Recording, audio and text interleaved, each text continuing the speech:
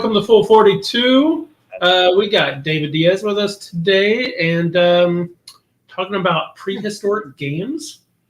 I'm going to play a game as well, but we're going to talk about David for a little bit first. How's it going? I'm honored. Thanks. It's good. How are you guys? Oh, pretty good. David, why don't you tell people just a little bit about who you are in the industry, board game industry? Yeah, sure. So initially, I came into the industry as the designer for Fossilis by Kids Table Board Gaming, thus the prehistoric top 5. I did that, and through that, I created some animated GIFs because I have been an animator for 20 years in the film and television industry. And then from there, other people started asking me to do it.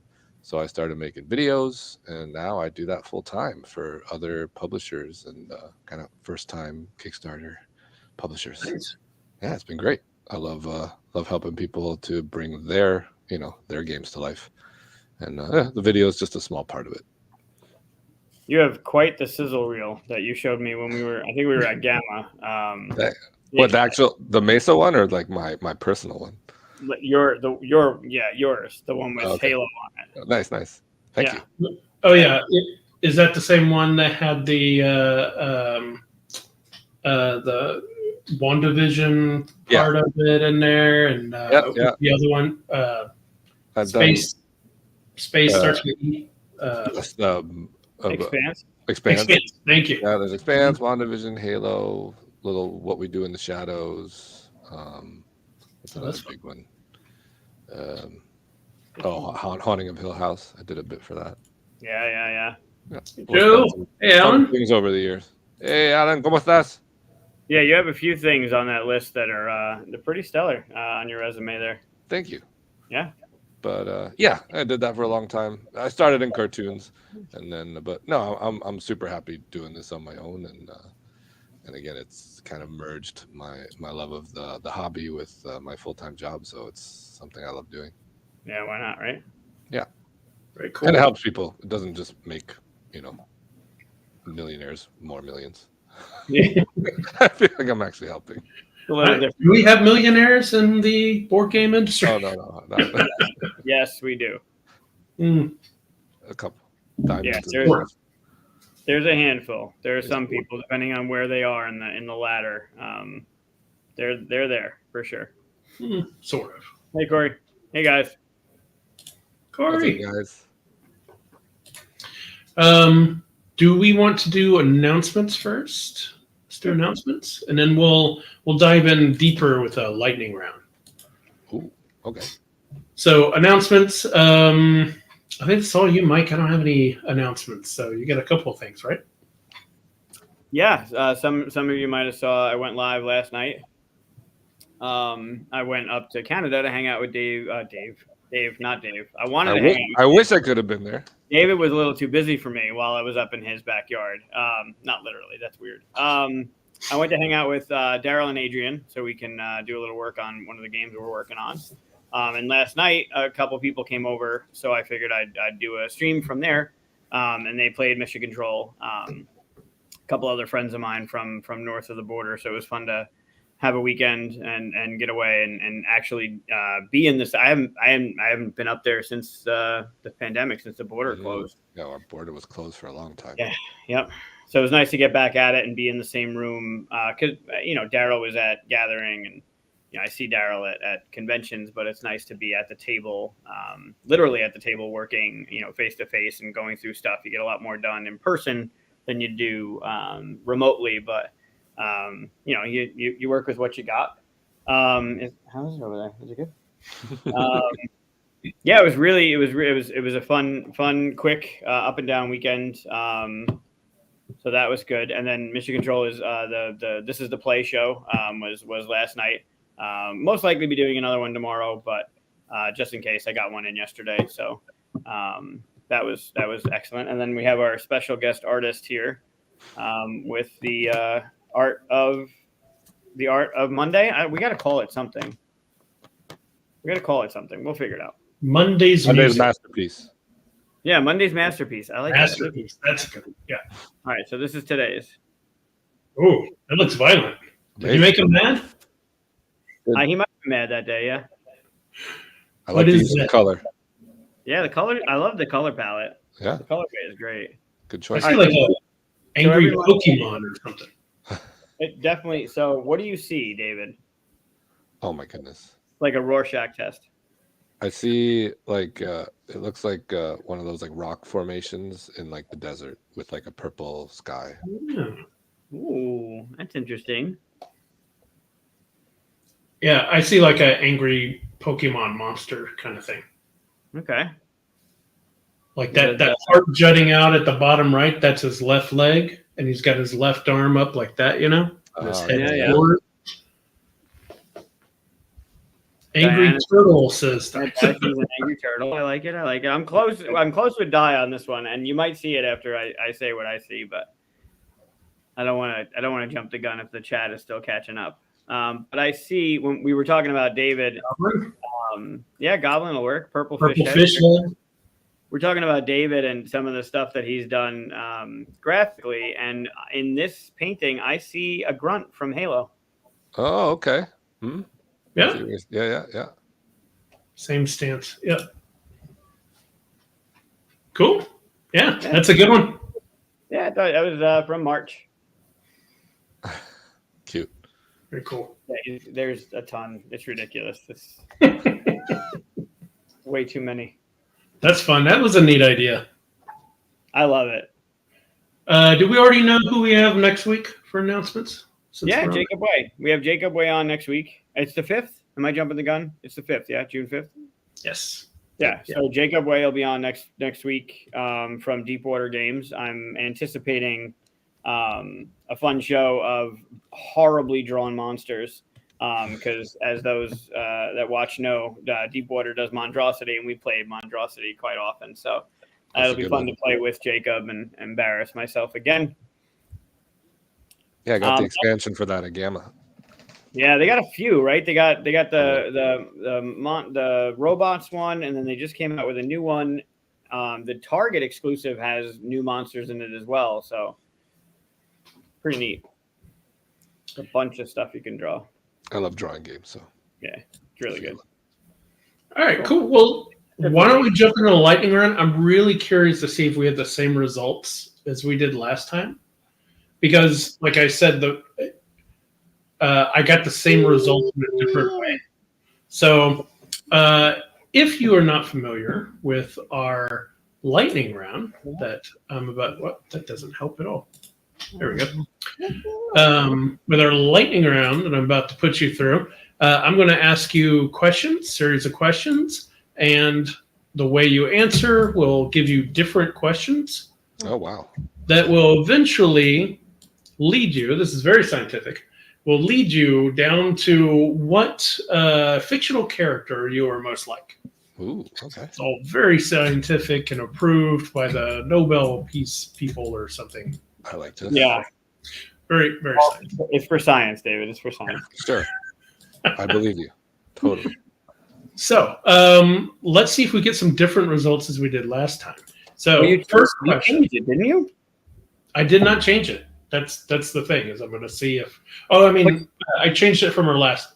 I did not change it from our last episode. Right. These are all the new questions and stuff. Okay. All right. So first question: Star Wars or Marvel? Oh man, you got to start with that. Jeez. We start off easy. Oh. Star Wars. Sounded like that hurt. That's a good answer. Because Marvel, it's just there's more nostalgia, I guess, with Star Wars. But Marvel's been like, honestly, the Endgame was one of my favorite movies. Yeah. Mandalorian or Andor? Andor. Ooh, that was a quick one. Yeah. Quick. Andor was just amazing. Yeah, that was good. Have to end every meeting with "I love you" or start every meeting with high fives? I love you. That's nice. Yeah. He agrees. Yeah. Yeah, Luke liked that answer. Talk like Yoda or breathe like Darth Vader? Talk like Yoda, I say. Wow. I should rephrase that question in Yoda. Rolling Stones or Beatles? I was just listening to the Beatles in the car. The Beatles. They were Nice. doing a top 100 Beatles Nice. Oh, nice. on Sirius. Be a roommate for a year with Shrek or Donkey? Oh my goodness. That's a tough one. I think Shrek. Shrek. Okay. I'll go with Shrek. Donkey would just annoy me eventually.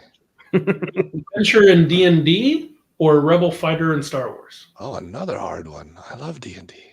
Be an adventure. Oh, I thought I said be an adventure in D&D. I'm like, I yours. think I said adventure. I meant adventurer. Okay. Adventurer. I think that'd be weird if you were an adventurer.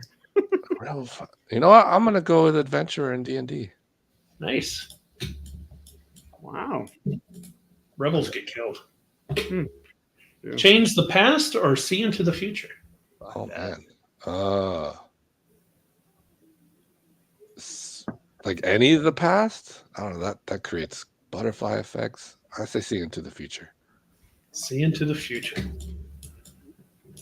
Which could also create a butterfly effect because you see something and change now. Sure, I get changed now, but it hasn't happened yet. It wouldn't change your present. So Yeah. Sure. Yeah, because who knows? If I say something in the past, I might never meet my wife or have my kids. Sure. that's true. Play the same game forever until you win, or never play a game again after you win it. Oh, same game forever until I win. I don't really care if I win, usually. Usually. Teleport or time travel? Teleport. Ooh, that was quick. That'd be amazing. Oh, looks like we already know. Here we are.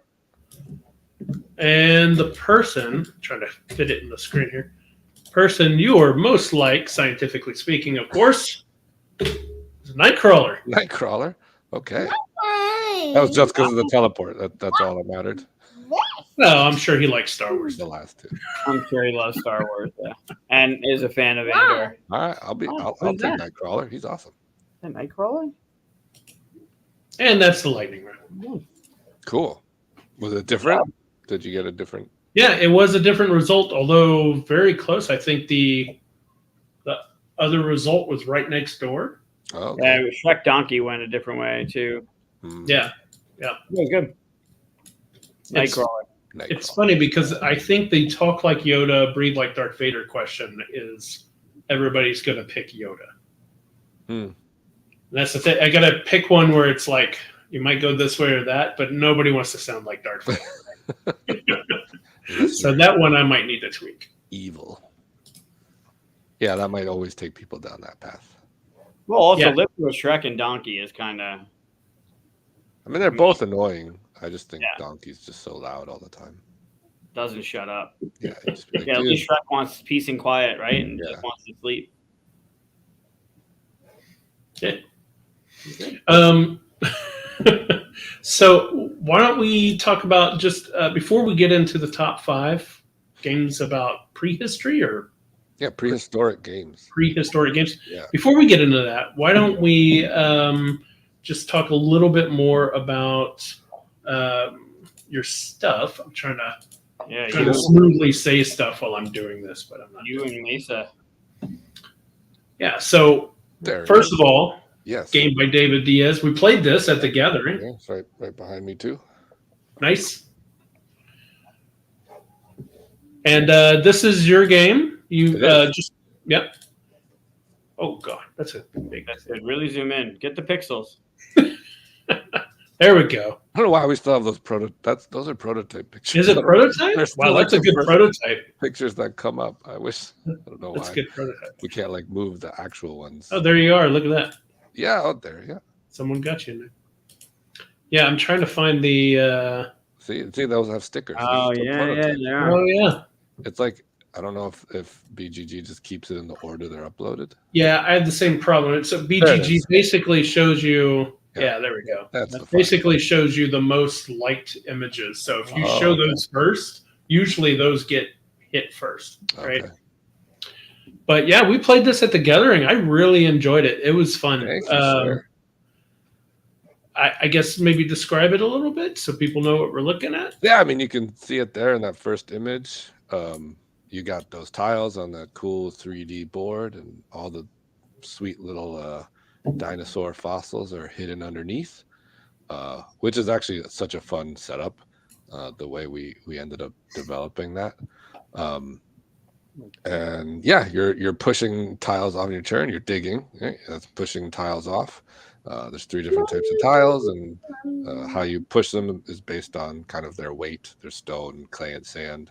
And yeah, you're pushing them off. You're keeping them for the resources on the tiles. Then you're trying to excavate those fossils to make different sets, collect different sets to get different dinosaurs. And then the scoring is mostly based on the set collection on the top left of the cards there. Yeah. And they're all kind of scientifically accurate to the age that they existed in. And there's either carnivores, herbivores, quadrupeds, bipeds, avian and aquatic, and then Cretaceous, Triassic, and Jurassic. Yeah, I had a lot of fun with this, and it would be on our list, but we're excluding it just because, So, yeah, that's a good one. I'd be biased. That's a nice photo. I like trying to earn these powers on here. Yeah, the skills are always great. Yeah, you can find. Every time I tried to get one, someone grabbed the one I wanted right before, and I was like, okay. And I took a round to think about it. I was like, okay, I'll go for this, and then it got grabbed again. I was like, oh, gotta be quick. Yeah, gotta be quick. Yeah, it's a great game. Yeah, it was fun. It was especially getting to develop with Kiss Table was great because it was quite a lot more focused on like a children's game before they picked it up, and then we kind of beefed it up. But what I appreciate is that the core mechanic of the tiles on the board never changed. That was in my very first play test. I actually built it out of Lego. Hey. And I found this game on Amazon that had square dominoes, and I built the prototype out of that. That's funny. It doesn't feel like a children's game. That's surprising. Yeah, I mean, what's great too is like in the rules we have a whole bunch of stuff that's the thing. You can like kind of pick and choose some of the other mechanisms that work all obviously well together in the full game, but it's the core mechanic of pushing the tiles, the excitement of finding the bones you want. And building the dinosaurs, that's kind of that never changes, whether you house rule the points or anything like that, or yeah. So yeah, Fossilis. Oh, there's the Spanish one. Un juego de David Diaz. Nice. I think I have a Japanese one right behind me. Yeah. Oh, nice. That's one. It looks cool with the kanji. Do you know how many languages it's in? I think it's in 6. Oh, wow. That's cool. That's fun. I know it's in Chinese, Japanese, Korean, English, Spanish, Dutch, and maybe French. I'm not sure. That's cool. I think one company might do both French and Dutch. So 7. And then we also have Mesa Game Lab, which is your video stuff. And the link for that is in the descriptions, by the way, if you want to check it out yourself. Is it okay if I play this and just kind of look at it? Oh, sure. Go ahead. Yeah. I wanted to, I'm going to mute it, but so people can see. Is this the kind of stuff that, wow, look at that. Yeah, I wonder how many of these people in the chat can get. Like, obviously, that's Snapchat that said it, but I wonder how many of these they can grab. Mm-hmm. Like, how many do they know? Yeah. Do they know from sight? Yeah. Was that Garanto? Yeah, Garinto. Garinto. Grand game. Hey, look at that. There's another dinosaur game. Wow.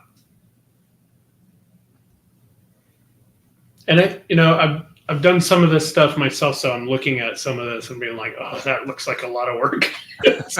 They are a lot of work. Some more than others, obviously. Yeah. Oh, I like that one.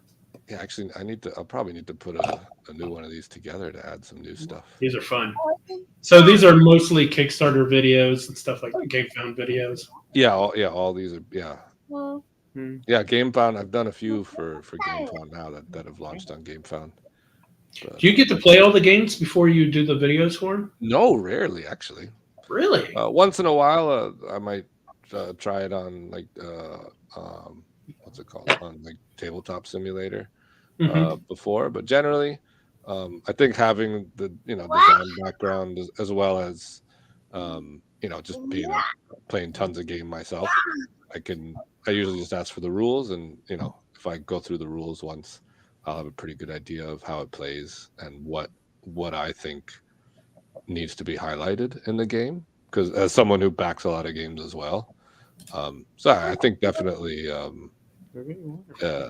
it's different, like from a marketing perspective. It's good to know games and know the kind of how to design them in order to kind of show off what needs to be shown off, versus just someone who doesn't know games trying to do it. There's a lot of great credits. Yeah, it helps. It helps get the feel across, right? Like, obviously, games don't have things popping up and just appearing out of thin air, but it gives you a little bit more than just looking at pictures on BGG or scrolling through pictures on Kickstarter. It gives you a little bit of a dynamic of what is the game a little bit dark? Is the game fun? Is the game light and friendly? Is it a little cutthroat? Yeah, I definitely try and get the theme and the feel across in kind of the environment it's in, and the look of the video, and how things move. And yeah, for sure, it all affects the kind of the overall creative design of the video. I didn't know you worked on the Umbrella Academy as well. That's yes, fun. Yeah, I did a couple things in which season? Second season, maybe. Nice. Yeah, these are great credits. First season. I did the tentacles coming out of Ben. I think it's in the finale. That's cool. A couple shots of that. Very neat. Well, thanks for sharing that. Yeah, thank you. And of course, like I said, the link is in the description, so people can check that out. Contact you through there. So should we get to the top 5 games of prehistoric? What? Yeah. Call it? What you call it? Let's do it. All right. So when we talk about prehistoric games, what did you like? My list was really small. Yeah. So initially I was like, oh, dinosaur games, but then I honestly, it's a small list for just dinosaur games that I've played. So I thought, so I think Mike suggested, well, let's just do prehistoric. And then that actually, kind of think I don't know if there's any dinosaurs in my games. Oh, really? That's interesting. You could argue that there's one. Maybe 2. You could argue that there's 2. We'll see. I think mine's pretty split. No. Not on the table. No. And there might be a few arguments as to what prehistoric means. Sure. Because I think I have 2 that begin prehistory but don't end up in prehistory. Okay. I thought about that too. I was wondering whether to include one, because it starts that way. But maybe we're thinking of the same one. Maybe I'm betting we're going to have some crossovers here. Sure. So we'll see.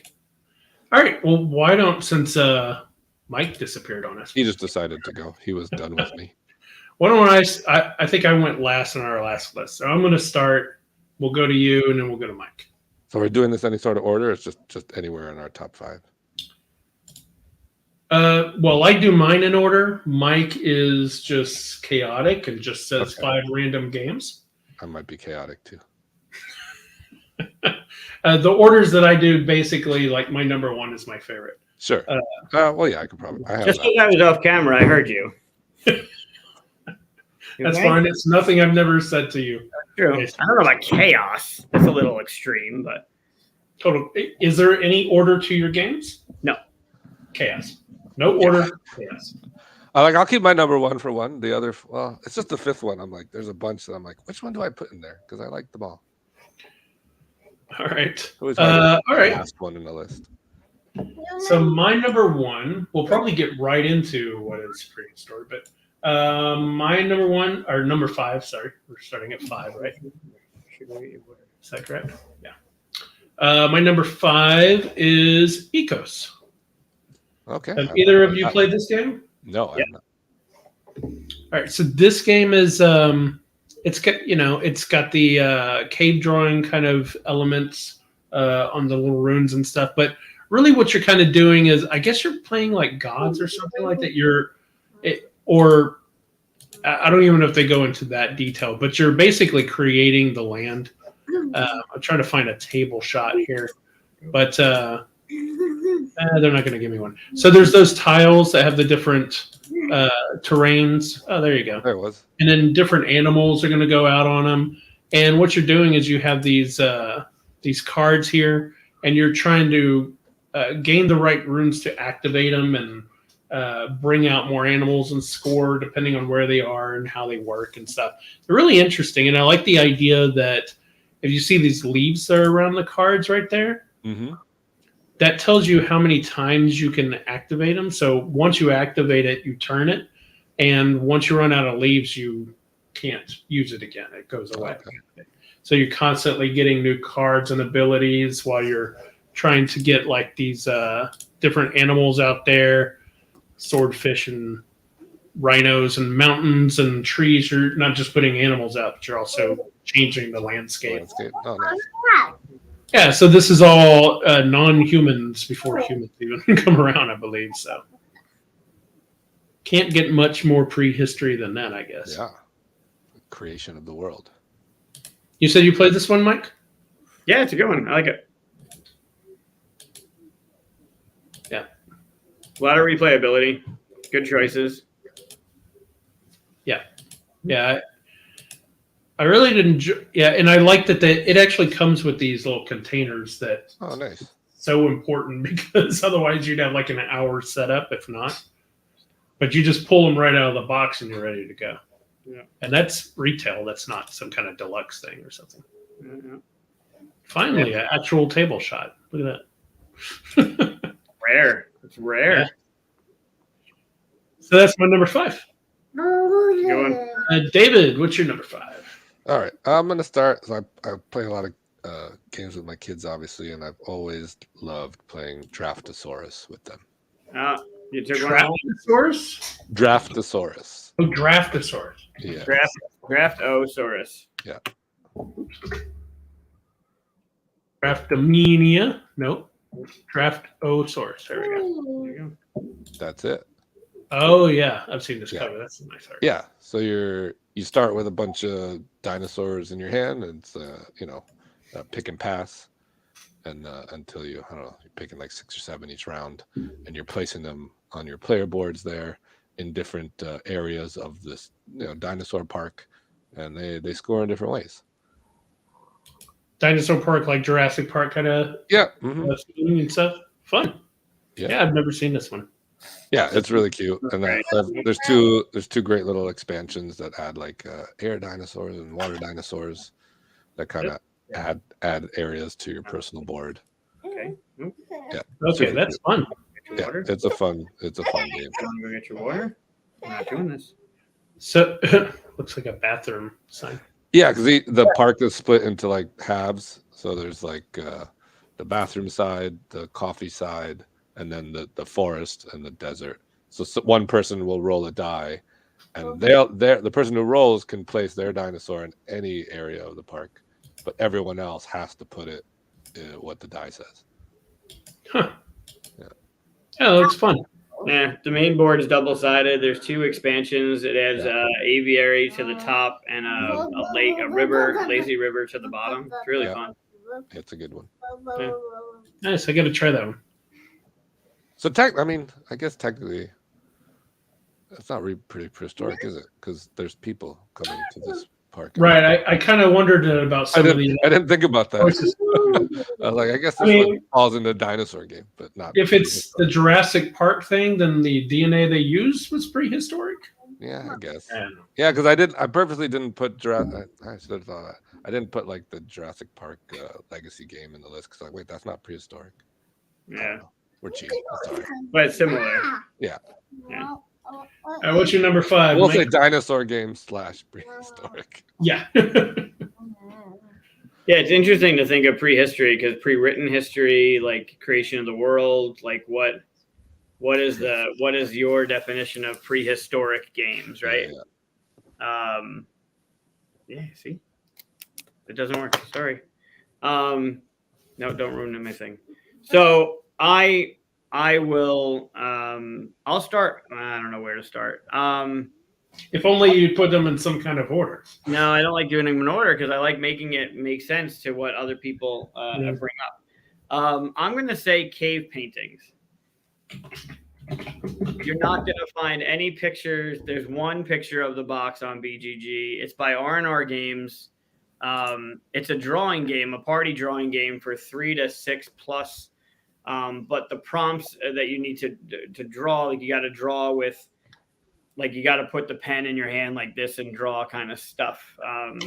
It's just fun. It's a fun, easy to learn, fun to play party game for a bunch of people. It plays a good range of party games that are 3 to 6 that are easy and fun. Not a bunch of rules. You get them up and playing real quick. It's a good one. I've never heard of this one. Yeah, me neither. It's good. How long has it been out? 16 maybe 2017, so it was around there. Wow.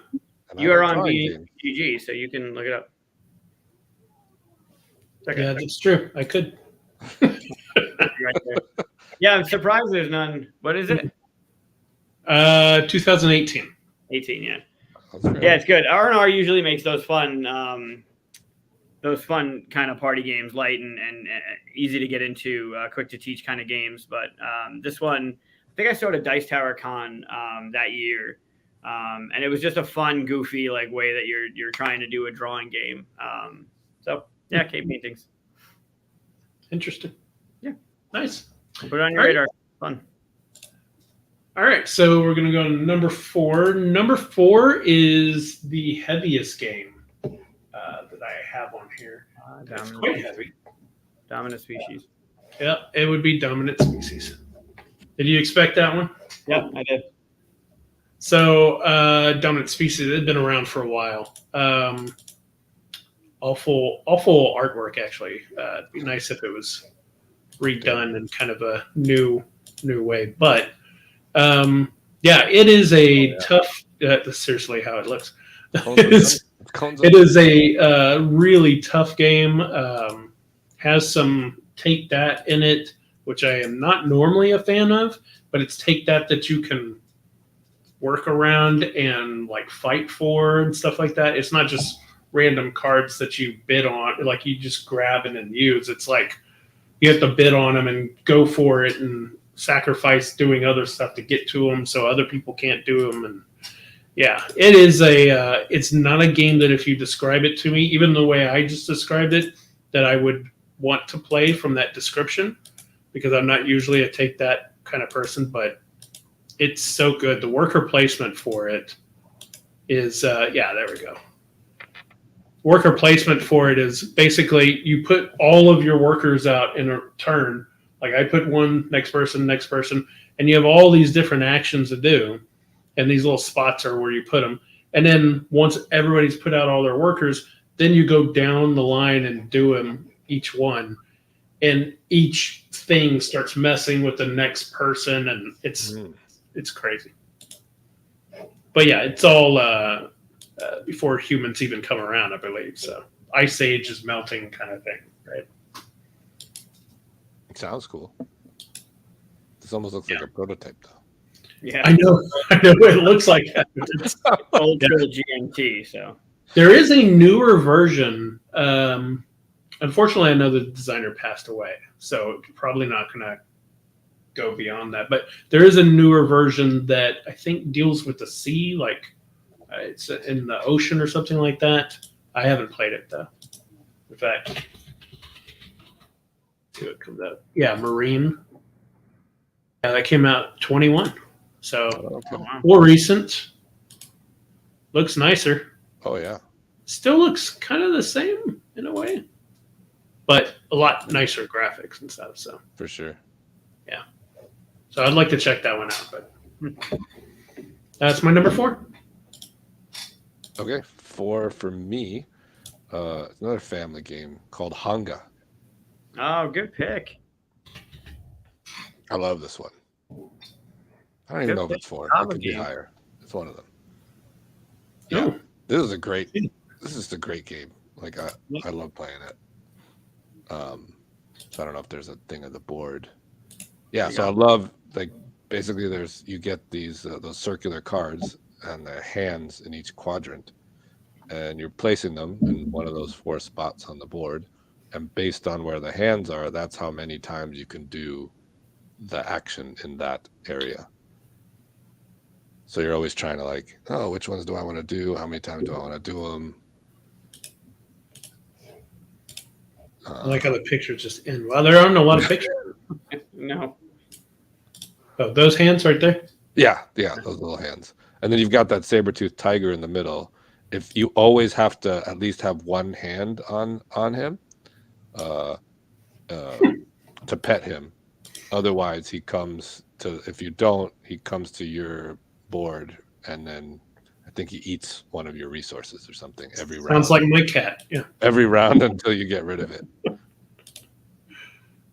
Oh, that's pretty cool. I haven't heard of this one. Yeah, it seems fun. She's a hungry cat. Yeah. Yeah, Hava's got a bunch of good ones that are not quite like kid, like you think. Yeah, this one isn't like, Hava is like, super 3-year-old, 4-year-olds, but this one, I enjoy playing this all the time. Yeah. Same complexity as like Karuba, right? That's the Hava game. Mm-hmm. Karuba is still one of my favorites. I love that one. Yeah, we love that at home too. Yeah, it's good.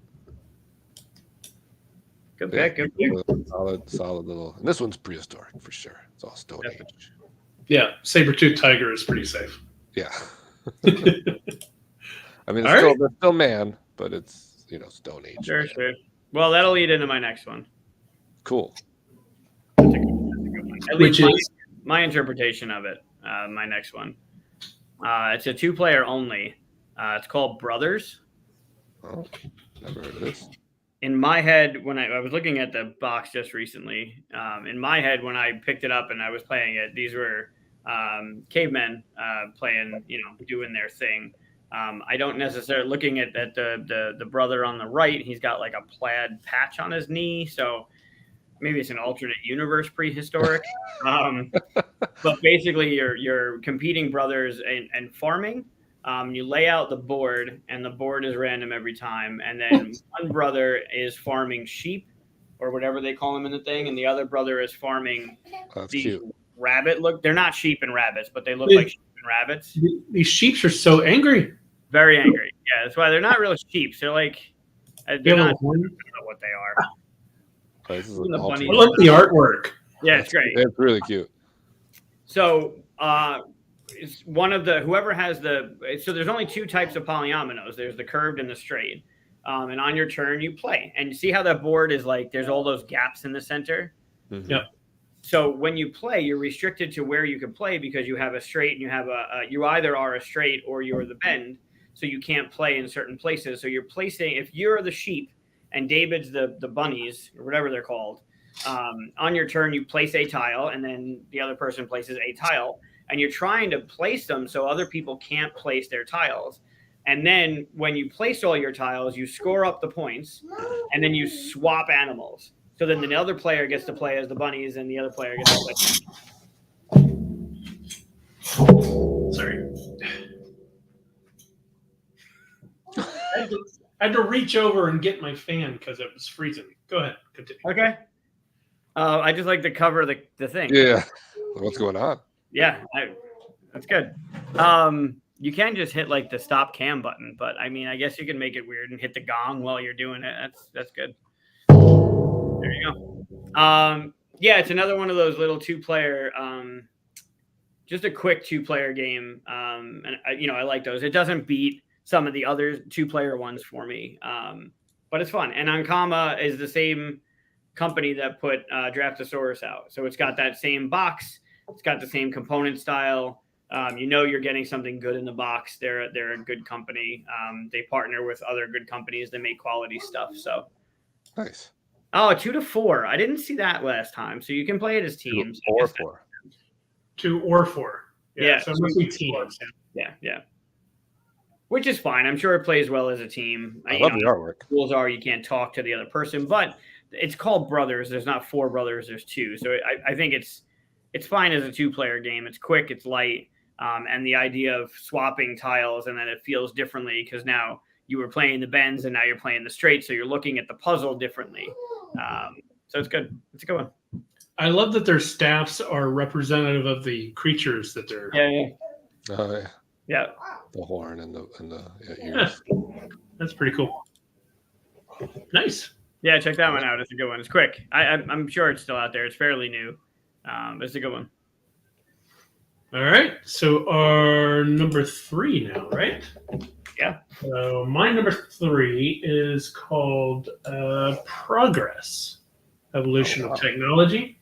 So this is one of the ones I was talking about. It starts off before one of the first level of technologies you could get is writing, right? So I figured if you can start off before writing, that's prehistory. And it's basically a card game that is all tech tree. So this came out, when did this come out? Hold on, let me see. 2014. And I backed it on Kickstarter. So that was before all this deluxe stuff, right? So it's, this is all prototype though. Always got to go through the prototype. There you go. So that's what the cards look like.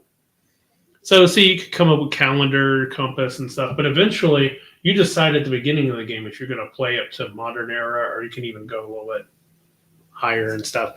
But you're basically a culture that's like building up see how you stack those 3 different kinds. You're starting with philosophy that then opens up abilities to get, the alphabet and irrigation and all this stuff. So it's just, you get to create these tech trees with your cards. And I love tech tree stuff. So this is a really fun game. It has some interesting mechanisms here that the different types of technologies that you are building let you go up these different charts. And then at the end, you get points for being the first and second, all that stuff. So while you're focusing on one thing, you don't get the other. And then every time you build technologies, it gives you abilities. So like this one right here tells you, the one at the top left tells you that you have a hand size of 5, right? But as you advance, you can get hand size of 6 and 7 and 8. And this one lets you draw 3 cards and now 4 cards and 5 cards, stuff like that. So yeah, different technologies allow you to build out in different ways. So nice. But yeah, a lot of the starting technologies, wheel, pottery, agriculture, writing, made me think of this game. That's my number 3. I knew nothing about that one. Yeah. It didn't. It kind of just came out and it did pretty well on Kickstarter. I think I don't remember, but I mean it funded and they got it out, and then nobody ever talked about it, and that was it. Which happened a lot to Kickstarters back then. There was a lot of Kickstarters that made the game and stuff, and a lot of people played it, but then it just didn't get talked a lot because for whatever reason, that early on, 2012 to 2016 era, you really had to hit something really big for people to really talk about it. So, and there's just a lot more content creators pushing stuff now. That's true. Back then there wasn't. So yeah, for sure. I'm gonna actually combine 2 of them for my second and go off this theme here because I thought about including it and then I was like, what did it? But it does start, I think, in prehistory and is a Civ type game as Tapestry. Wow. I actually played it at QSCon for the first time. Was it last year? Yeah. Because I had it. It was on my shelf of opportunity for a long time, and then a few people wanted to play it at QSCon last year, so I was like, all right, I'm finally gonna get to the table, and I loved it. It was great. Yeah, it's good. Yeah, I really like this. It was a weird kind of thing when it came out. That was people were like, "This isn't really a Civ game," but it was still a really good game. Yeah. No. Yeah. And then I remember there were some things about the unbalanced stuff or whatever, but I don't know.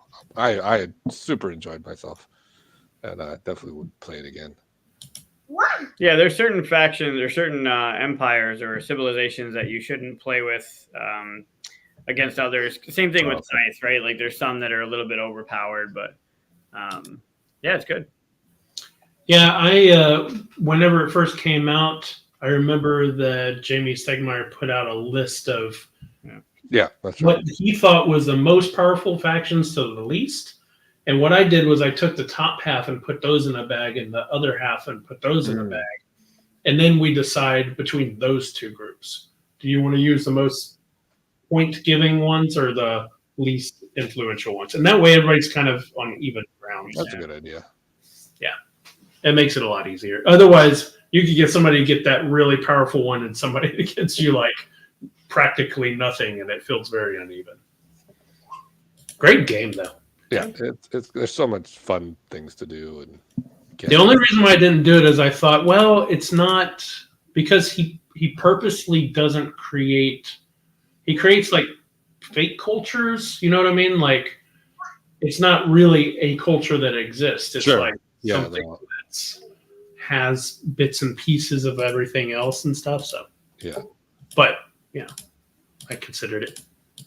Yeah, that's good. Yeah, the only thing with that game, depending on who you're playing with and what civilizations you have, it starts off symmetric where you all take your turns and do your thing, but when you're done, you advance your civilization, and I could advance my civilization through the 4 eras, and David could be at 2 and Chris could be at 3 by the time I'm done. So now I just sit there with my 140 point lead and watch Chris for another era and a half just burn me, and then David for 2 eras just trounce the board, and you just sit there like, it could be a half an hour while they're mulling over their turns. The only thing with that game is that could be a little bit wonky. Well, you just played it too fast then.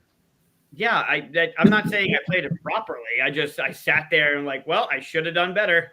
There you go. You just sit and you grovel. That first one is always a learning game. Yeah. But I remember we did have one game where all of us finished, and then Erin, my wife, kept playing, and we were like, okay. And then after a while, we all kind of got up to make some food and stuff, and she was still going and going and going. And then, of course, she just like 100 points. She lapped all of us or something. Wow. Like, okay. So that can happen. That's rare. That was a the first time Keith played it. I played it. I had 100 and I think I ended my 4th era at 140 something points. Keith was in his 2nd era and he was at like maybe 40. Like he was just not. He's like this. I don't understand this game. Obviously, it's not a learning curve. And then for 2 eras, it was just like 20 something points here and 20 and just going right around. It was. In my opinion, it's worth the money if only for the Andrew Bosley artwork. It's gorgeous.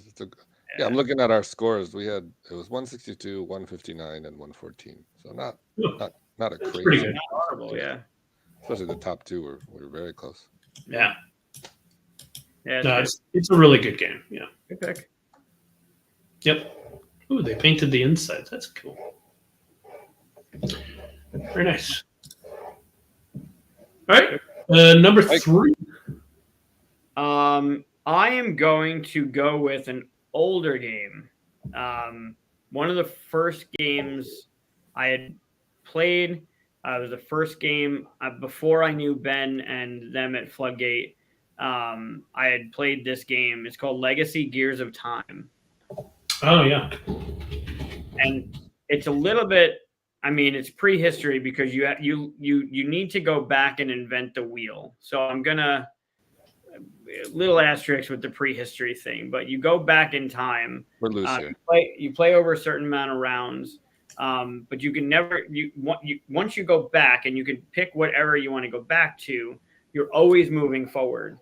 But the way the cards work, like the future cards, have prerequisites that need to be met prior to. So if you're trying to create the automobile, obviously you have to have created the wheel, and they can't be in the same era. You have to have the wheel in era before. But then if you don't build the wheel early enough, someone can go back further and build the wheel, which negates your wheel. So now yours comes up, lose the points, and so there's this puzzle of building stuff to trigger other stuff with the card play, but you can get points based on other people's inventions in the past as long as the pathway comes through. So, and then eventually you're inventing, time travel and rocket ships and space fuel and the internet and like all these things along the way. And then at the end of every round, you move one era forward. So you have another era you can build in. It's really, really, it's very clever. It's really thinky. It's got a really cool, the time travel element of it with the card play. It's really neat. I think that's a just a challenge. That's not one of the cards I'm talking. Like you'll see, go to another card. Well, it says flight. It says combustion engine for the wheel, fire, basic sciences. Oh, right. So if you build that and it has all of those things, there's nothing else like it's there, but there's nothing else building off it. I don't think so. Cartography needs writing too. Is that what you're saying? You need a writing two to the left, like earlier in time to build cartography, but then you'll need cartography for future things, right? But then if writing gets done before, then somebody else could take over writing, which means cartography could be built before yours. It's really cool. The art was it was interesting, but it's very clever and very thinky. Not a very light, my normal kind of stuff. It's definitely a thinky game. Yeah. But it also has that tech tree, and you know what you need. Like there's you know what cards are out there, and you know what you're going to need to get. So if I'm trying to do electricity, I know I have to get that card. If I don't have that card, I might not build that in time, but somebody else might build the card I need in order to drop that in a certain era, and I might hold on to it and then botch somebody's point system. Like it could be mean when you're going back in time and building stuff that's taking points away from people. But I was wondering why you weren't giving us trouble for having the advancing through time games. Yeah. Yeah, well, we all did one. That's fine. I might have. I might have another one. Oh no! All right. Although not as bad as the last one. So. Yeah. Legacy Gears of Time. It's an older one. It's not. I don't think it's in print anymore. And there was an expansion of card expansion that made it even harder, or not harder, more challenging, especially once you knew it. So yeah, if you can track down a copy, I think it's worth it. I think it's got a lot to offer. Yeah, it's weird art too. Yeah, it's the old logo. I think it's Ben's first game that he designed. It might not be the first game he designed. Oh no, King of Clubs was the first one. That might not be the first one he designed. It's the first one he published. But yeah, this is. I don't know. It was always good. The art's very like Yellow Submarine to me. Yeah. Yep. Yeah. Very cool. Yeah, it's a deep one too. So. All right, so let's do our number 2. Yours has been full of deep cuts. I try. This one I have brought up on other lists before, but I bet you still haven't played it. It's Gentees. Yeah, Gentees. I haven't. That's a little tiny box. Yeah, I wish they had a bigger box. Let me see if I can get a box cover or something. There's a better box cover for you. Steven brought up another TMG game. Dawn of Mankind is definitely a sleeper. It's not on mine, but what shines in Dawn of Mankind is Quan Chai's art. Quan Chai's art is unbelievable in that game. Yeah. Cool. TMG's got a couple. So the cool thing about this one, again, it starts off in prehistory, but then you start building monuments and trading posts and ports and stuff. It doesn't really get beyond, I think, like the Colossus and pyramids and stuff like that, though. Right? So it doesn't get too far in. But the coolest thing about this is I hope that they show. Yeah. So here we go. So on a player's board, you have 6 different kinds of people in your civilization. So you get tradesmen who are the green, you get crafter or artists that have the pottery here or something, craftsmen, you got philosophers, all these different kinds of characters. And what's neat is the bunny ears guy is a priest. So what's neat is as you gain like a priest, you would move them to the right on your board. And then these cards, in order to get cards and advancements, you need to have like 3 priests and 1 philosopher. You need to have these arrangements. But the fun part is whenever in the middle, you can't. Yeah, when the priests and the philosophers meet, if you gain a priest, it pushes philosophy back. Or if you gain philosophy, it pushes priest back. And the same thing goes for the soldiers, push the artist back, or the artist. So it's really neat. Like it makes you kind of lean towards one. Like if you start going more to war and stuff like that, then you're building war machines more than you are investing in artists, because now you don't have enough artists. That's really cool. Yeah, and the way you buy stuff is with time. So you can do as much actions as you want, but those actions have a certain amount of time. So there's like these hourglasses that go up here. And once you run out of the hourglasses, you're done with the era. But you can do stuff to remove these locks and have more spaces for those hourglasses to use. And the different actions on the board. Yeah, there's metal coins. Well, this is the deluxe version. There's probably a non-wood version. But yeah, see the cards that you're getting here. If you want to get the port, then you got to have 1 artist and 2 philosophers, and it gives you 1 point in this ability here. Yeah. There's also set collection with these different symbols.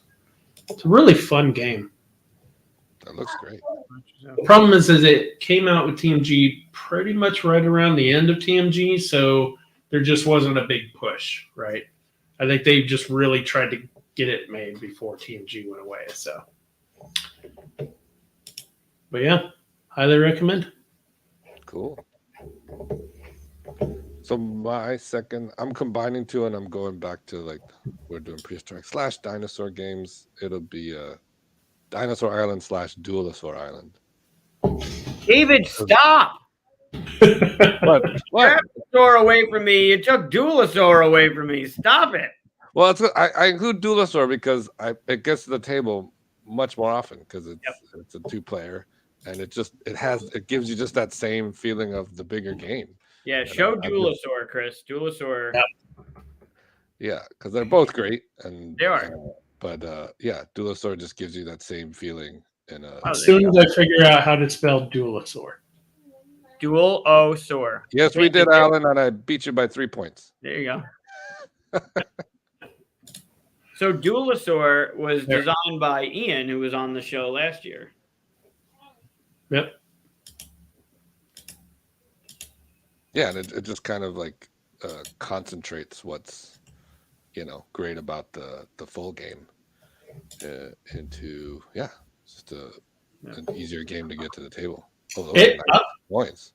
I'll honestly even say that once you play Duelosaur, it's kind of like, do you want to go back to Dinosaur Island? Because Dinosaur Island is great, but Duelosaur, because it's only 2-player, condenses it so tightly and gets rid of some of the little time-sucky parts of the bigger one, right? I mean, obviously, if you have a bigger group and you want to play it, then you right. Dinosaur Island. Oh, I'm still going to keep both of them. I even got the expansion with the Dinosaur Island and stuff. Yeah, same here. The expansion's great.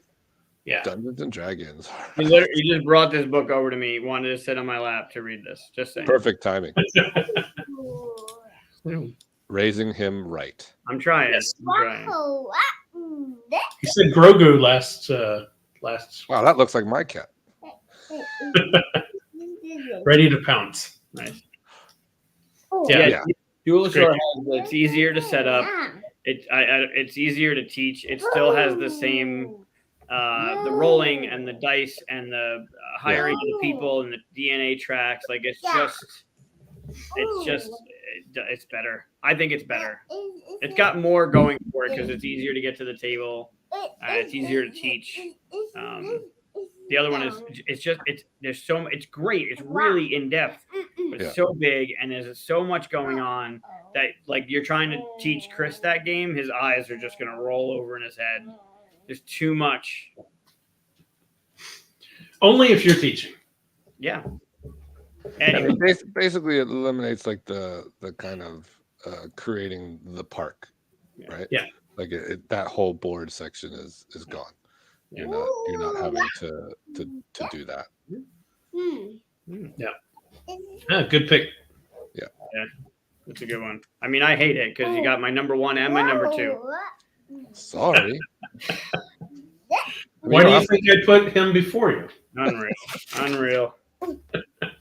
Hey, we like the same stuff. That should be a good thing. I'm actually depressed. Not depressed, but upset with myself that I didn't put Oros on the list. Steven put, you might have. I thought about that. Yeah. Yeah. Really, and I played it with David. It didn't even cross my mind, but Oros is a really good pick, Steven. It was awesome. Great game. Yeah. It's on my shelf of whatever you want to say it, shelf of not learned yet. And it's up next as the next one to learn. I was like, man, I don't have time to learn this before the show. I wanted to look at it, but it's really good. Yeah, we enjoyed it a lot. I learned it very much. For Leprechaun, I sat there learning it. Like, I forget what you guys were playing behind me, but I was like, I'm gonna sit here and learn this, and then we'll play it after. Return to Dark Tower. Oh yeah, that's right. Yeah. Which we ended up playing together at Gathering. That we did and lost. Yeah, horribly. It was so bad. Oh, it's number 2, Mike. All right. Well, now I got to pivot, right? So I'm going to go with, and this might be low-hanging fruit, but I think it's a lot of people's entry into not only board games as a hobby, but worker placement as a mechanism, and it's Stone Age. Yeah, I almost included that. It's too easy. I get it, right? Because obviously it's great. It's a great game. I think it still holds up. It's not as challenging as some other games that are out there, but it really still presents players with pretty amazing choices while you're playing this game. And the theme, it works. It feels restrictive. It feels good. I didn't play with any of the other expansions. Little cheeky one, but the fashion one, or the My First Stone Age. I don't know where they vary too much or what they bring to it, but I played My First Stone Age a lot with my kid when he was younger. My oldest when he was younger. Yeah. Yeah, it was fun with him. Good. Yeah, it's a good one. What do they do for the hut? That's not there. It's not. There's no mating hut. Really? I was curious about that. That's funny. That would be interesting. That would be an interesting way to get parents to talk about that with their children. Yeah, there's the mating hut. There you go. That's funny. Yeah, it's really good, and it's great. It's good quality, right? It's components are good. It's fun. Hey, Matt. Hey, Matt. Yeah, so I'll go with 2 Stone Age. Yeah, this is one I considered putting at 5 too, because I was like, I love that game. It was so, like you said, low-hanging fruit that I was like, leave it off. Well, that's not fair to a good game. It's not, but it's been around so much, right? It is, yeah. It's been. But I mean, it is the first one that pops into your head. Sure, for sure. Or at least it was for me as well. Nice. All right, we're down to number 1. So my number 1 is a bit of what's the word? I worked on this game, but it's not my game. However, it is my boss's game. So take that for what you want to say. It's Rise of Tribes. Oh, nice. So this actually has like fantasy tribes, just like Tapestry has fantasy cultures, right? So they're not real tribes, but they're based on ideas from that are messed around with other cultures and stuff. But obviously, but the game, if we actually, so the game has this great dice mechanism in it. So this board, I wonder if they show the whole board here. There's only 4 actions that you can do, and you pick 2 of those actions to do. So tons of this stuff. Lots of wooden little bits. Yeah, that's what the main game board looks like. 3 different tiles, mountains and woods and water. That's we have another fan of this game in the chat. Oh yeah? Yeah. There you go. Brad Brooks, the designer.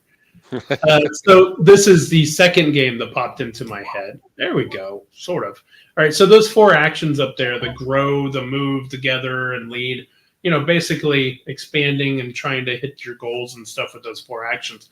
The cool thing about it is those dice that are on there, that dictates how strong your actions are going to be. They'll never show the dice again, though. Oh, and there's a mammoth. It's got to be a mammoth.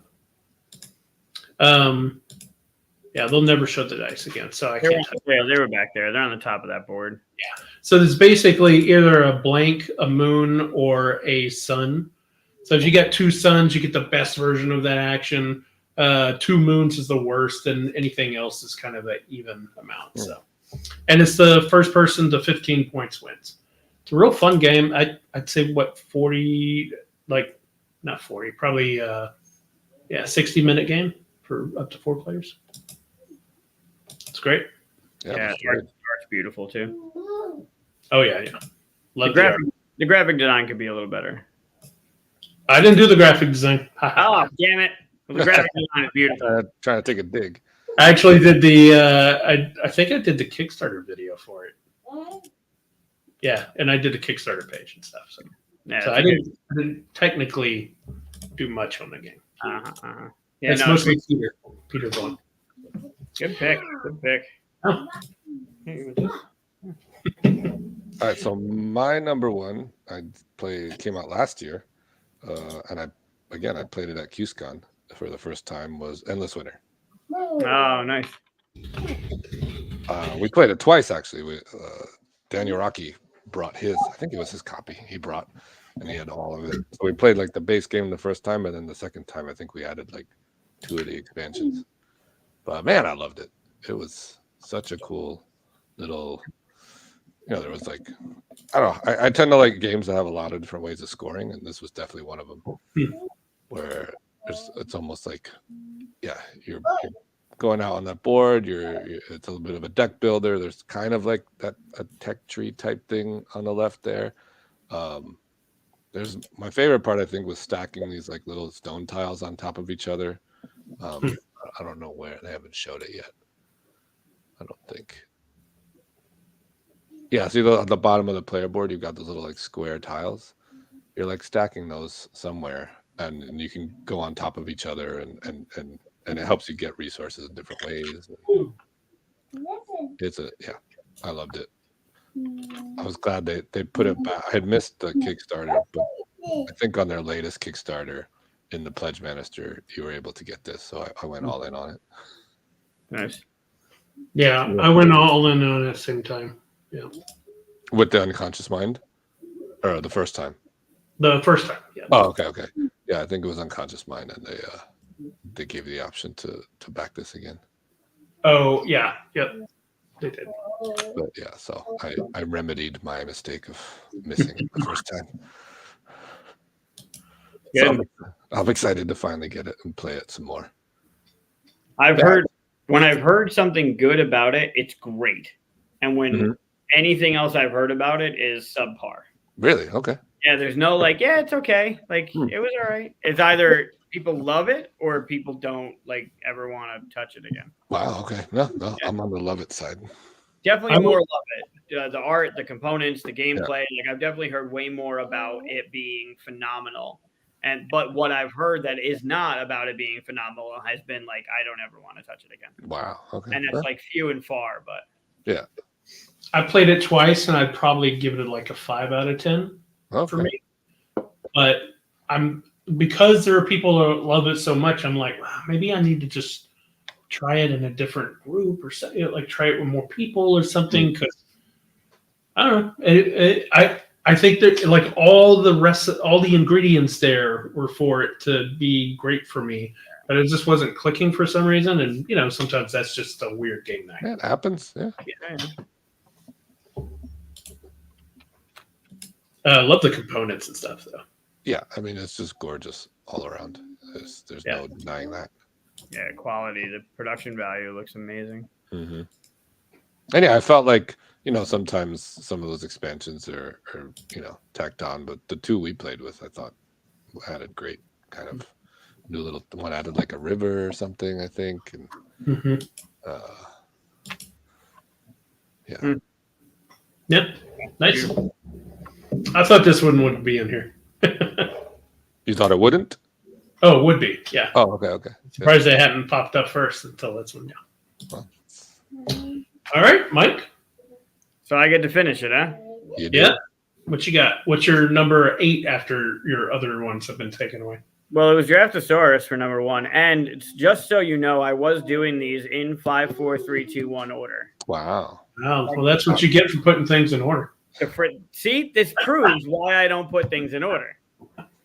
But yeah, it was Cave Paintings, then Brothers, then Stony, then Legacy of Gears of Time, and then Duelosaur Island and Draftosaurus. So I had a flop Stone Age with Duelosaur, and now for Draftosaurus, and I'm surprised it wasn't mentioned because it's quite literally the building of the world. Planet. Okay. Planet. The first time I played Planet, I was like, "This is fun. Like, this looks like it could be cool." But the first thing you do is you grab the empty planet, right? The polyhedron, whatever that the 3D version is, and you start playing, like turning it around, and then add the pieces that go onto those magnets, which the first edition, second edition are different. You just are like, wait a minute, this is kind of cool. Like you're socketing in these pentagons into the different sides of it. And you're going through different rounds, and there's different animals with different terrain, and you're scoring points based on like the longest terrain that's connected by an edge. Like Next time, Alan. It creates a really cool component when you're done too. So I've seen people playing this at cons, and I always want to try it. It's fun. It's fun. It gets you thinking in a way that a lot of games like this with Cascadia, right, with the terrain, and you're looking at the different terrain types. And what's the other game that does the terrain? Anything with terrain, right? Longest terrain, most terrain, whatever that is.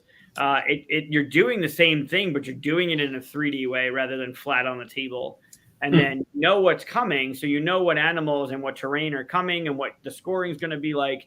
And you're trying to get the best, ice or sand or forest or whatever. But then everyone else is trying to do the same thing. So you're going down a path, and then things come up, and it's really, really, it's clever. It's very clever. Is everyone playing on the one planet, or everyone has their own? You each have your own planet. Okay. Oh, okay. Yeah. Huh. Yeah, you've mentioned this one on another list. I don't remember. Maybe it was the component piece or something like that. Yeah, but I still haven't had a chance to play it, but it seems interesting. Yeah, kind of like Gentis for me, right? Yeah. The art's fun. The game, the components are great. The gameplay is fun. It's very light, but it gets you thinking in a way that most of those types of games, at least for me, haven't gotten me thinking. So cool. So that's our top 5. What any that didn't pop? Like one of my honorable mentions, if we want to do those, Evolution. Okay. No, that's a good one. Yeah. That could be super mean too. That's also a weird, because someone can just make a predator to come along and eat your herbivores. All right, you can be mean to yourself and make a predator and eat your just carnivore your own thing for points. And I've done that before. You create like a little circle of just breed a bunch of herbivores and start feeding your on the dinosaur game side, I had 2 lighter ones that we like playing as Dinosaur Tea Party and Dodo's Riding Dinos. Dodo's Riding Dinos, yeah. Oh, never heard of that one. Oh, it's fun. It has some great little miniatures with and it's like a racing game with a little bit of what's the word? I can't think of the word. You're like flicking things sometimes and dexterity. There you go. Yeah, can you look that one up, Chris? You still have BGG up? Is Dodo's Riding Dinos? Is that Letterman Games? No, that's Dodo's Riding Dinos. It's a Mexican company. Oh. My brain's not working now. Detestable game. Publisher is you just said it. Yep. Detestable. Yeah. Detestable. I think Letterman makes one with dinos, but I thought that was it. Yeah, the art's awesome. Yeah, there you go. I've asked them at 2 cons to let me animate some stuff for them because it looks like a lot of fun. Yeah, it'd be good. That's funny. Uh-oh. Nice. Yeah, that's a good pick. Yeah, I mean, we kind of all covered everything on my list except I had one here called Hoyuk, which is another. It's another Kickstarter that kind of came out there and then nobody talked about because of the timing and all that stuff. But Mhm. that was pretty good. Yeah, oh yeah, it was good. Cool. There wasn't that much overlap other than David taking Just my. you and I too. Yeah, sorry. They're Yeah, good games. Draftosaurus is killer. Draftosaurus has always been a favorite of mine. Yeah, it's so good. And it's funny because we before we were meeting at Bullfinch, the restaurant, we were meeting at the lobby of where QSCon was in the hotel. And the Draftosaurus is you literally have the Dino Meeples in your hand, and you draft one secretly, and you pass the rest from your hand to. And they if your hands are sweaty, they could stick to your hand. It's very weird. But in the breakfast area where we were, they have the little condiment cups, those little plastic condiment cups. Oh, okay. So we were using those with the dinosaurs. We draft the one we wanted and just pass the cup. Oh, and then someone who came to QSCon had 3D printed. They look like stone bowls, like a caveman or cave. They would have made a bowl out of a stone or rock and dug it out. Rock, yeah. Almost. And he 3D printed them for me, and I have them in my copy. So then you're passing those around instead. Nice. Yeah. Yeah, it's good. Cool. That was a good list. So are we going to play Wheels versus Doors? We have enough time? I'm in. I'm good until Luca tells me he's done. Is that what it was? Wheels, Doors versus Wheels versus Doors. Yeah, I was telling you, I saw you playing this a few, I don't know, months ago, and I went and bought it right away. I don't know this game, so you're going to have to explain it. You've definitely played it. Yeah. Doesn't mean I know it. No, you probably don't. So what I am going to do, I'm going to change it up a little bit for this because I think it might have been Steven that had mentioned this. So typically what you do, you guys were drawing it or something. Yeah, you had to draw them, but we're not going to do that. Yeah, that was your homebrew. Yeah.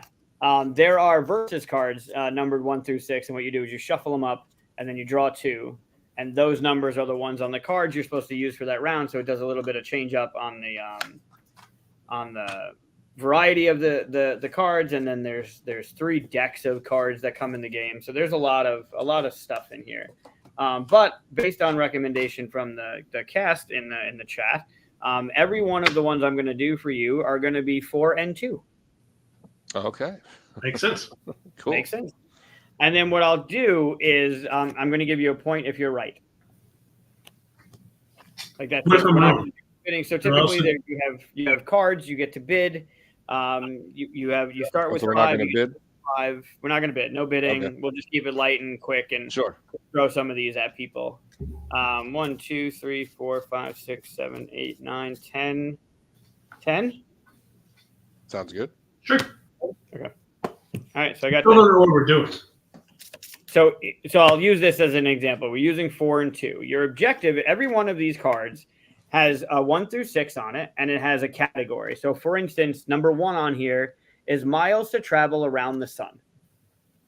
Okay. And there's a number on the back that coincides with the number of miles it is to travel around the sun. Another one would be babies born daily. So do I need something to write with? If you have, I'm sure you have a pen there. I don't know why you don't have anything to write with nearby. You don't need something to write with. You don't. I'm gonna, and you can hold up a number 4 or 2. Like you have it on your hand. That works too. We're not bidding. I don't need to know. Like it's not closest without you're not giving me a number. You're gonna pick either 4 or 2. Okay. Okay. So for this example, it was miles to travel around the sun and babies born daily. And on the back, there is a number. What you need to do is tell me which one is higher. So for example, do you think the higher number is the miles to travel around the sun or the babies born daily? This is not for a point. This is just miles a test. to travel. Let's say sun. Yeah. Sun. Yeah. So babies, and I'll go top to bottom. So miles to travel around the sun is 432,458. 50. That's smaller than I thought, actually. Babies born every day is the 360,000. Wow. That's more than 360,000 kids a day. Oh, you know what I was thinking? I was thinking like from here. So like you would travel to the sun, go around it. Oh, that's what I was thinking too. Yeah. I bet you it's just going around the sun. Yeah, like the circumference of this. Yeah. Yeah, they could say, well, however you want to interpret it. Yeah. Cool. All right, so 10 cards, 10 questions, and then I'll put that on the bottom, and I'll pull from here if we need tiebreakers. Ready? Sounds good. 4 and 2. Number 4 is Apple employees. Number 2 is citizens of Luxembourg. Which one has more, Apple employees or citizens of Luxembourg? So just put up a number. Yeah. When you have your answer, put up 4 or 2. Both saying 4. So again, I'll read them backwards. So 2, the number of citizens in Luxembourg are 625,978. It's the gold there. Okay. Apple employees is 154,000. All right. I didn't think Luxembourg was that big. I didn't either. Space-wise, I don't think it is that big. No, It's yeah. like really small. So I guess they're all crowded in a major city or something. All right, after one round, you're tied. I've been there too when I was at. Oh yeah. Yeah, my parents took us on a little tour of Europe, and we hit Luxembourg for a day. 625,000 people. Then you should have known better. Maybe. How dare you? Or was it Liechtenstein? Wait a minute. It was one of those two. Something with an L. Liechtenstein is really small. It's smaller than Houston. Wow. Yeah, I know they're both small. All right. Okay. 42. You ready? Number 4. Episodes of The Tonight Show with Johnny Carson. Or number 2, miles of track on the Trans-Siberian Railway.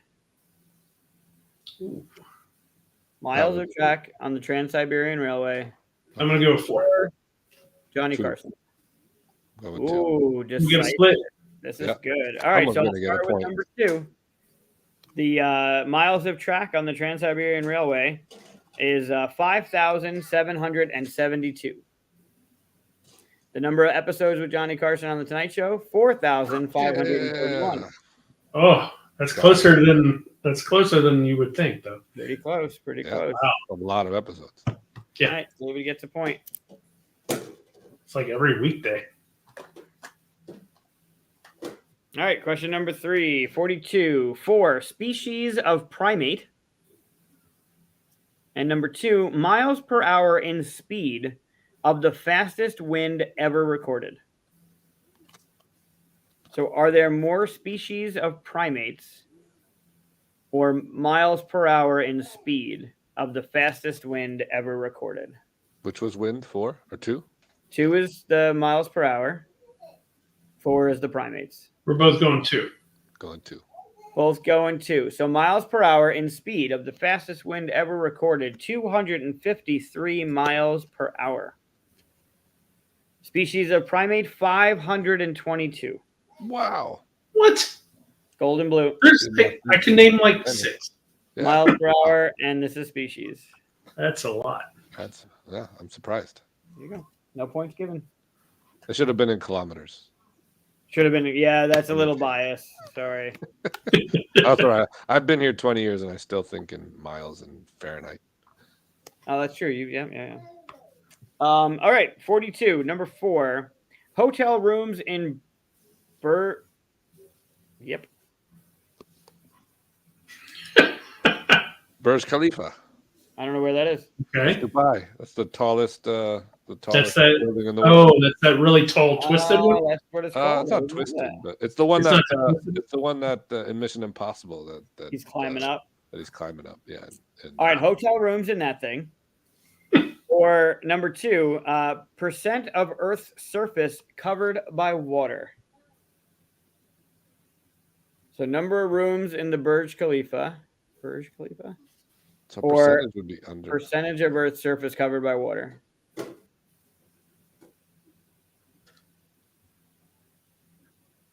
Yeah, I'm gonna say 4 also. Number of rooms? Yeah. Yeah. I mean, a percentage has to be under 100. That's So 100. yeah. So it's got to be more than 100 hotel rooms. Okay. So Maybe there's no hotel rooms the at all. percentage of Earth is 71. I knew it was 70 something. Yeah, I did too. I thought 70. The number of rooms, 304. There we go. Makes sense. That one was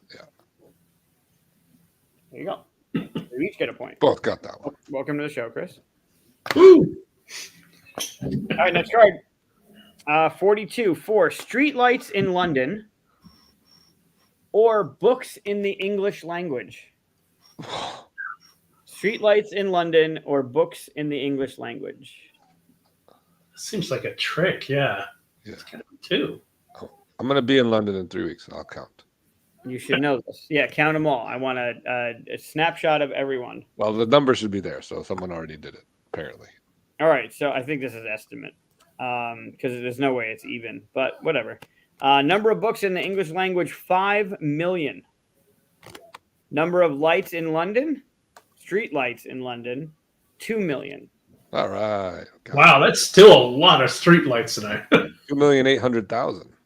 2,800,000. Yeah. Oh, that is an 8. Oh, they all look the same.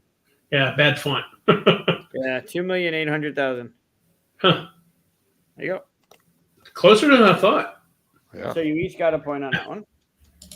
Alan said 4. Yep, he's right. All right. Oh, wow. Oh, that's a good one. All right, 42. Winners of the Wimbledon men's singles title.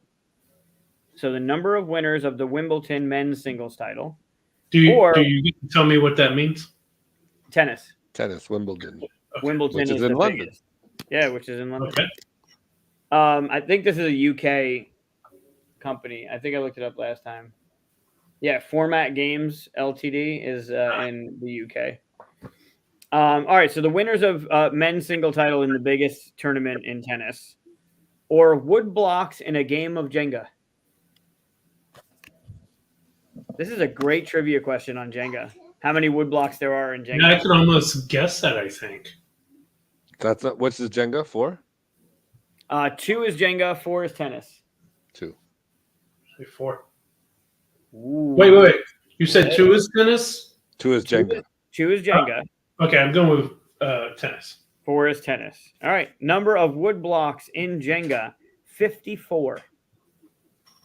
Number of winners of Wimbledon's men's singles title, 107. Oh, wow. Woo! I was thinking because so many of them, are they individual winners? Or, I don't know. So I think Wimbledon's Some guys will win it like 20 times in their career, you know? So. I think it's the winners. Like there's been 107 Wimbledon, so there's been 107 Wimbledon. Oh, see, I was thinking like unique men who have won it. Nope. Because, you know, like certain guys, win it a ton of times in a row. Maybe, but it's not clear. So must be counted before the open era. Oh, okay. Yeah, lack of knowledge winning. I used to watch a lot of tennis with my mom when I was a kid. Yeah. All right, we got 4 more. All right. It's a tie. Oh, we're back into the species. Number 4, species of spider. Or bridges in the USA. Species of spiders or bridges in the USA. We do like our bridges. I'll say 2. And we do hate our spiders.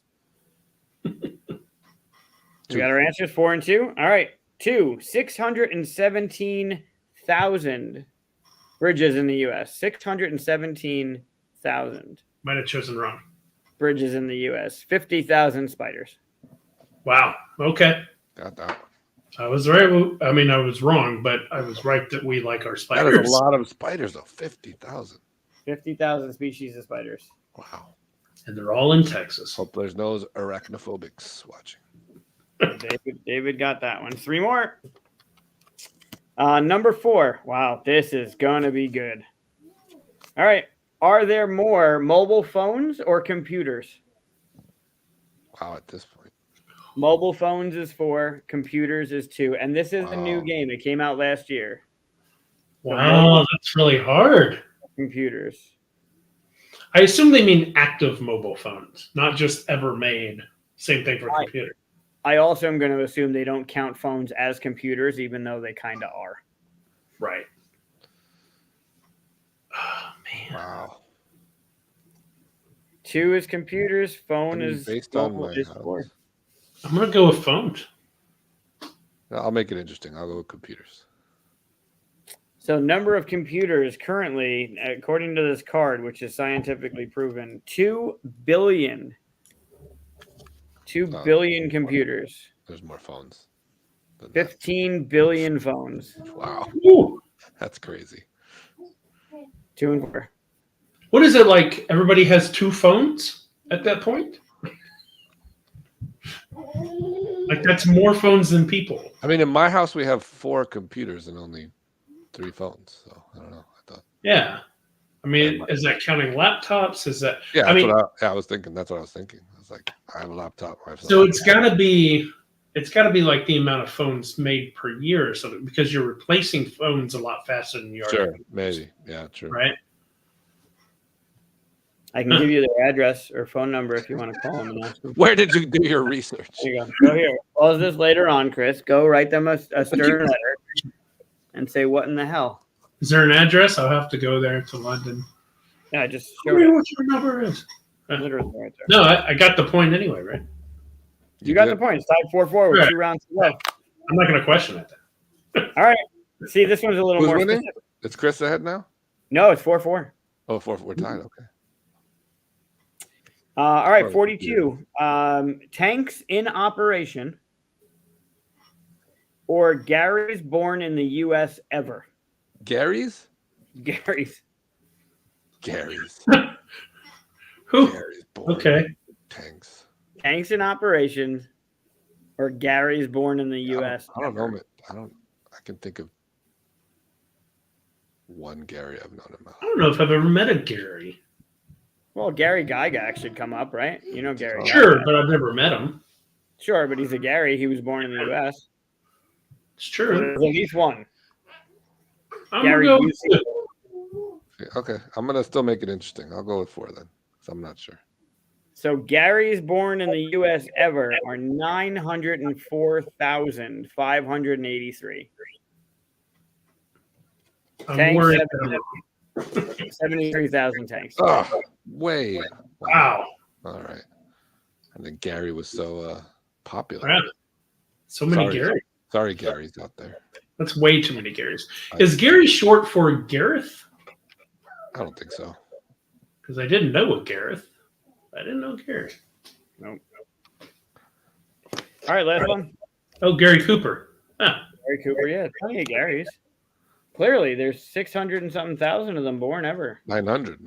904,000 of them ever. Already forgot the stat. Already, yeah. Don't ask me the Thanos question. All right, 42. Oh, David doesn't know though.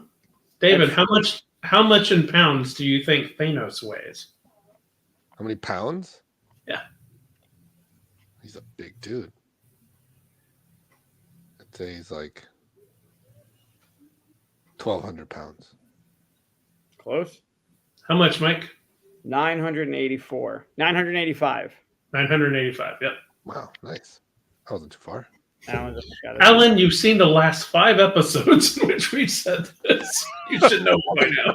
He's doing a different number. It's come up like the last 5 times. All right. So currently it's Chris with 5, David with 4. This is the last card. So a little stress here. We need which one's higher? The colors detectable by a goldfish or horses? Like just the amount of horses? Horses.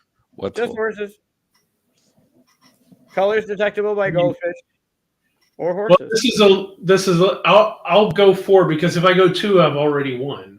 So let's. I was keep it. I was gonna wait to you and do whatever. Yeah, I'll do. Well, I saw that you did All right, 2. you So make I'll it go 4 to All make right. it interesting. Let's do it. Yeah, I've done that twice. So. All right, so horses, 58 million horses. How is the goldfish thing even close? That's a lot of horses. What? What? 100 million. How? What? 100 million colors detectable by a goldfish. How do they know that? Can they see the X-ray? I mean, Yeah. I'm gonna look at my fish differently. Yeah, right? Oh, I don't have a goldfish. why do they need to see that many fish? Wow. I mean, that many colors. Because they get things every 3 seconds. Oh, he's talking about Thanos. I know, but I forget to. Well Wow. done, Chris. Well done. 6-4. You played that a lot better than when I saw you play against Katya. I thought I'd have an easy time with you. No. I think you only got one right that whole time. It's fun. It's fun. And we did, again, for those joining late, we did play it differently than the game plays. There's bidding and tokens, and you're trying to get 10 points out wheel of it. cards or 10 door cards. Yeah, just play a little fun round of it. Always like to make sure that we go really long and lose a lot of viewers before I say like and subscribe. So Yeah. always mean to say it at the beginning, and I don't. Some things are consistent, Chris. It's true. It's true. All right. Well, that was a lot of fun. Thank you. Yeah, it was good. I think Where can what are you working on next? If you could talk about it. Oh my god! Well, since starting Mesa Game Lab, I just lost all my time in designing games. I do have hopefully a sequel to Fossilis that I've kind of been working on. I don't know if it'll happen or not. I got a few others that I hopefully will get to at some point. But yeah, video wise, I've got a few on deck. The past bunch, what were the recent ones? A bunch came out recently that I had been working on for like the last 6 months. And like Weirdwood Manor, Endeavor Deep Sea. Those were the two big ones lately. One for this RPG system called Vrahod that just got put out, although it doesn't launch until next year, I think. Oh, wow. So we got a long lead up for that, but that's a really cool looking RPG system with this awesome 3D terrain level system that you can... Yeah. So yeah, that's what I've been working on lately, and I don't know if I can say what's coming up. Yeah, you never know what's allowed, right? Well, what's the most recent Kickstarter or GameFound that went out that hasn't? Yeah, so Endeavor and Weirdwood were the latest two. Endeavor. Nice. Endeavor's actually Deep Sea they're putting it on Kickstarter too now. It finished on GameFound, and it's going on there on Kickstarter again. Oh, really? I didn't know that. Yeah, and I think before that was Tiernanog by Grand Gamers Guild. And Endeavor's also by Grand Gamers as well as Burnt Island. Right. And then and Weirdwood Manor was such a fun one to get.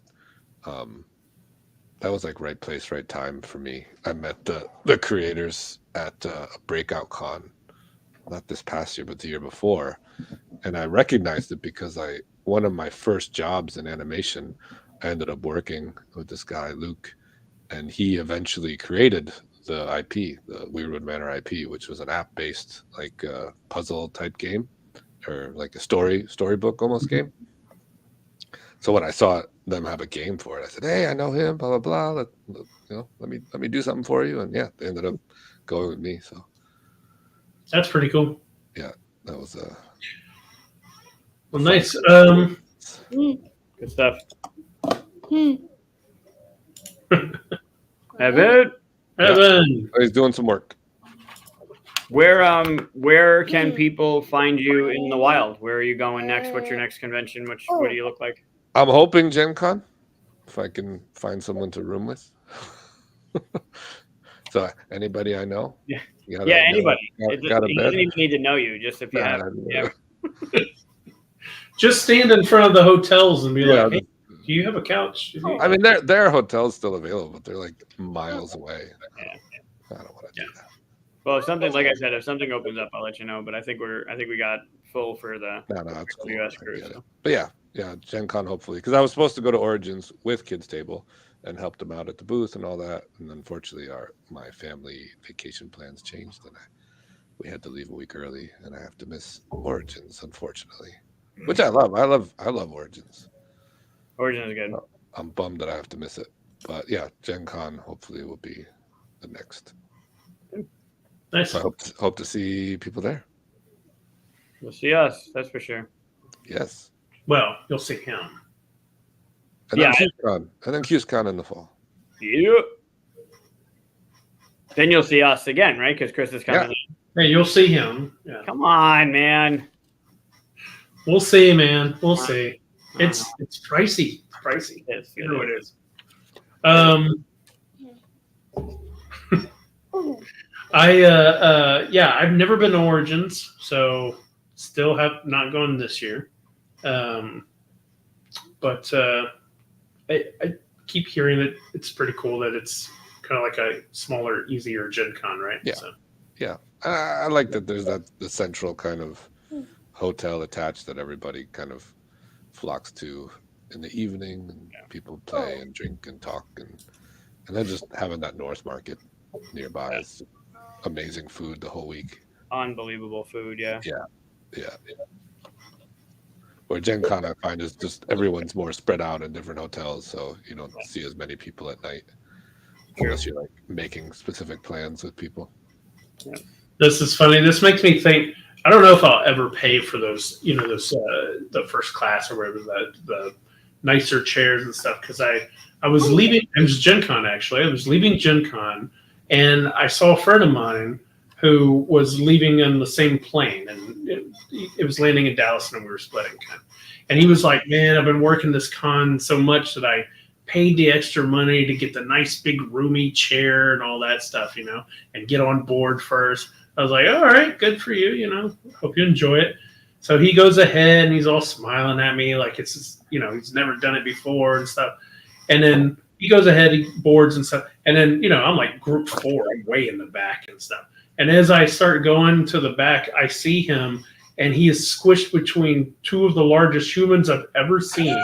And he's just like this kind of thing. And he's just looking like, and I can't stop laughing. And he starts laughing. He's like, "Shut up," giving me the face, And I go to the back, and it's all empty. And I'm just like stretching out and all that stuff. And I text someone like, "Dude, you could just come back here and relax and stuff." And he never checked his phone because it was squished into his pants. Oh, and no. He just like this the whole time. Oh, it's fun. Not the first class experience you expect. No. That was pretty fun. I was like, I don't know if I'll ever do that. It kind of sucks. Travel on planes can suck pretty badly. All right. Well, thanks, David, for coming by. It was Thank you guys for having me on. I'd love to do it again. Yeah, I haven't seen you in forever, so I figured. Yeah, we saw too much of each other this year. Yeah, seriously. Three conventions already. Ugh. Yeah. All right. Anything we need to tell the people before we go? Make sure you count light bulbs. Hit the light bulbs. Is that a thing? Light bulbs? No, I said safe travels and make sure you count all the light bulbs. The light bulbs. London. Oh, okay. All right. You mean the street lights?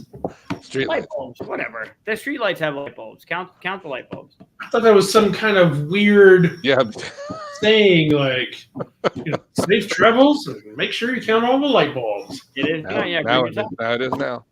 Bring your towel. All right. Bring your towel. Bring your towel. Yep. Thanks, Evan.